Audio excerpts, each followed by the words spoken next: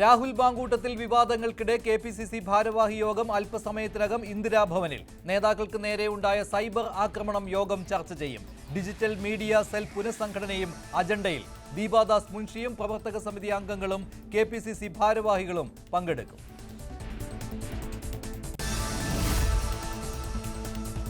LDF നേതൃയോഗം തിരുവനന്തപുരത്ത് ചേരും. യോഗം തദ്ദേശ തെരഞ്ഞെടുപ്പ് ഒരുക്കങ്ങൾ നടക്കുന്ന പശ്ചാത്തലത്തിൽ ആഗോള അയ്യപ്പ സംഗമം, ന്യൂനപക്ഷ സംഗമം എന്നിവയും ചർച്ചയ്ക്ക്.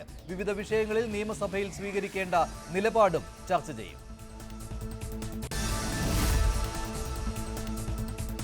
പത്തനംതിട്ട കോയിപ്പുറം ഹണി ട്രാപ്പ് മർദ്ദനക്കേസിൽ പ്രതികളെ വിശദമായി ചോദ്യം ചെയ്യാൻ പോലീസ്. ജയേഷും രശ്മിയും അന്വേഷണത്തിൽ സഹകരിക്കുന്നില്ല.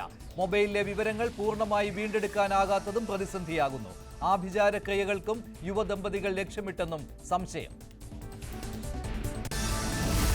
കണ്ണൂർ മാടായിയിൽ ദേവസ്വം ഭൂമിയും സർക്കാർ ഭൂമിയും വാദിഹുദ സ്കൂൾ കയ്യേറിയതായി BJP. സ്കൂളിന്റെ 6 ഏക്കർ ഭൂമിയിൽ പകുതിയും ദേവസ്വം ഭൂമിയെന്ന ആക്ഷേപം.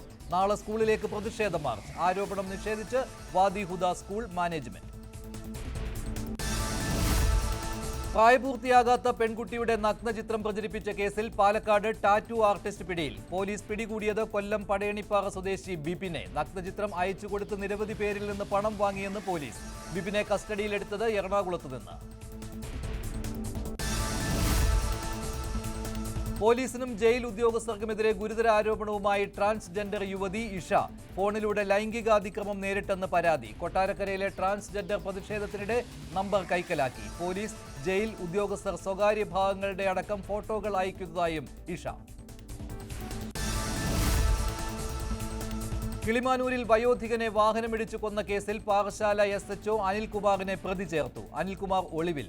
അലക്ഷ്യമായി വാഹനമോടിച്ച് അപകടമുണ്ടാക്കിയ ശേഷം നിർത്താതെ പോയെന്ന് കേസ്. നടപടി ആറ്റിങ്ങൽ DYSP മഞ്ജുലാലിന്റെ റിപ്പോർട്ട് അനുസരിച്ച്.